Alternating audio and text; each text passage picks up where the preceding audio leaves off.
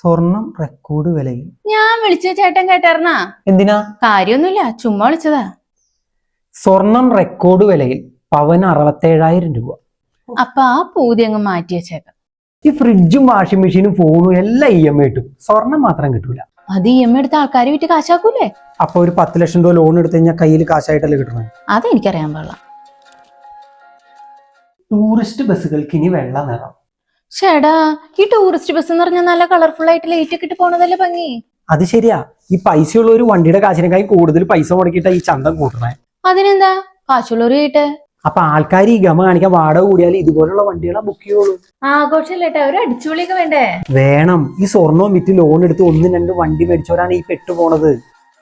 PC അടയ്ക്കാൻ, ക്ഷേമനിധി, പണിക്കാരുടെ കാശ്, ടെസ്റ്റ്, വീട്ടിലെ കാര്യങ്ങൾ ഇതെല്ലാം കഴിഞ്ഞ് വണ്ടി മോടി പിടിപ്പിക്കാൻ ഇറങ്ങിയ അത് നിങ്ങളുടെ വയറ്റത്തടിക്കുള്ളൂ. വരനെ തേടുന്നു. ഇപ്പൊ അത് നോക്കണ എന്തിനാ? ഒരു 25 വയസ്സ് വരെ പേപ്പർ കഴിക്കിട്ടാലേ ആദ്യം സ്പോർട്സ് പേജാ നോക്കാറ്, പിന്നെ ഈ പേജായി. തൻ്റേതല്ലാത്ത കാരണത്താൽ ഏതെങ്കിലും നിൽക്കണോന്ന് അറിയാൻ വേണ്ടിയിട്ടാ. എന്നിട്ട് എന്ത് കിട്ടിയില്ലേ?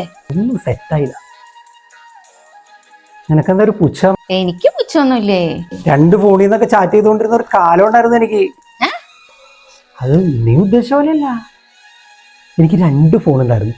ഒരെണ്ണം നോക്കിയുടെ 1100, പിന്നെ 501 രൂപ എടുത്തെടുത്ത ഒരു റിലയൻസിന്റെ ഫോൺ. ഈ ഒരു ഫോൺ എൻ്റെ മുറിയിൽ കൊണ്ടുവന്ന് ഞാൻ വയ്ക്കും. എന്നിട്ട് അതിനകത്തേക്ക് സൂചിപ്പിച്ചൊരു മെസ്സേജ് അങ്ങോട്ട് അയക്കും. എന്നിട്ട് ഞാൻ തന്നെ പോയി എടുത്ത് ഒന്ന് സൂചിച്ചിട്ട് അതിനകത്തേക്ക് ഒരെണ്ണം തിരിച്ചയക്കും. ഇതൊക്കെയായിരുന്നു എൻ്റെ ചാറ്റിംഗ് ബാല്യം. അതൊക്കെ ഒരു കാലം.